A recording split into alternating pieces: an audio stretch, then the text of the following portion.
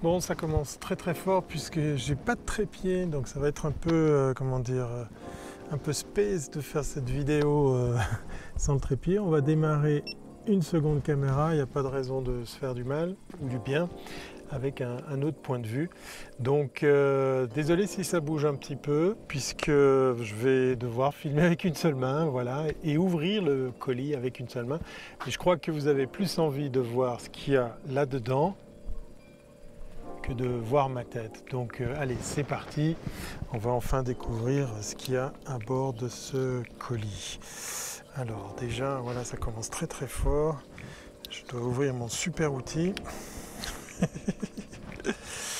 Donc je vous épargne rien. Si vous entendez les bruits de cloche, c'est qu'on est dans un superbe paysage alpin. Il est pas loin, ce spot est pas loin d'un parc Fortnite si jamais vous venez dans le coin. Il y en a deux en fait dans le village dans lequel j'habite.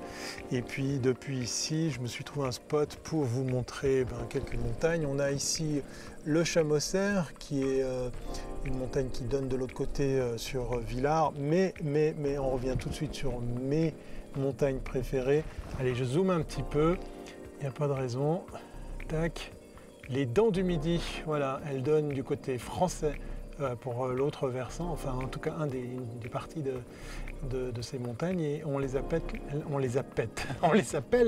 de Seven Peaks ou les 7 pics, puisqu'effectivement cette série de montagnes, les Dents du Midi, sont composées, comme vous l'avez deviné, de 7 montagnes. Allez, c'est parti, on va enfin découvrir ce qu'il y a là-dedans et qu'est-ce qui viendra agrémenter justement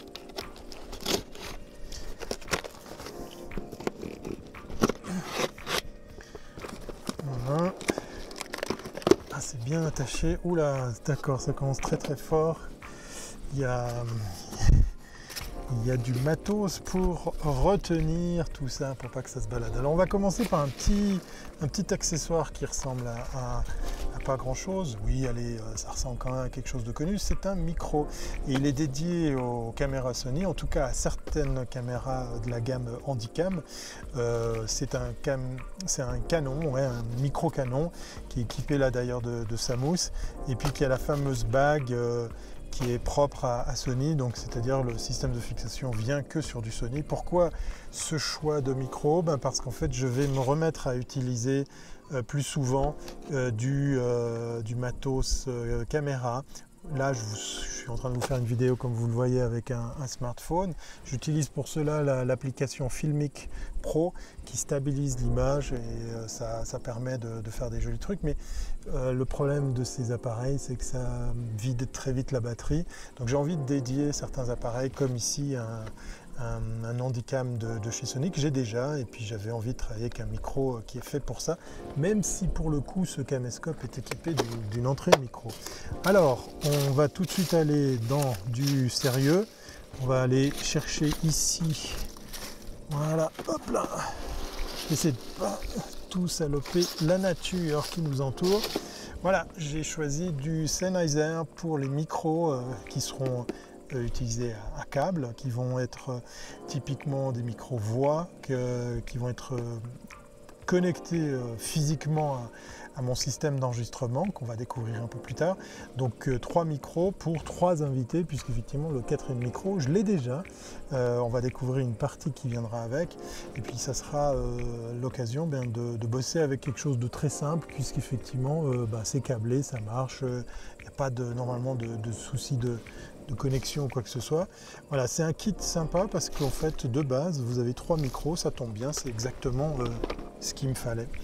On va continuer du côté du son, et peut-être ça vous dit quelque chose. Voilà, Zoom, voilà, le fameux système Zoom. Ici, c'est le H6. Le H6 qui est un petit device très sympa, puisque d'une part, vous avez le vumètre pour tous les canaux. Vous l'aurez compris, il y a 1, 2, 3, 4 connexions XLR, donc les fameuses connexions pour nos fameux micros, avec le réglage de niveau de chacun, la possibilité de visualiser directement, avec une carte qui attend d'être insérée. Vous voyez toutes les configs qu'on peut avoir, il y a même une télécommande. Alors moi je vais me servir probablement de ça, j'ai besoin d'enregistrer, mais je vais aussi, pourquoi pas, utiliser un câble pour la sortie et ainsi brancher ça sur d'autres appareils, pourquoi pas un smartphone ou une caméra, vous le verrez. Et puis les micros directionnels qui sont livrés de base, en tout cas ici on a les deux variantes, ça en fait un petit appareil pour enregistrer du son très sympa si on n'a pas envie de sortir tous les micros et tout ça. Donc version mobile. Et pourquoi le choix de cet appareil? C'est parce que tout simplement il fonctionne sur batterie. On lui donne à peu près une autonomie de 6 à 8 heures. Donc c'est parfait pour l'usage dont j'ai besoin.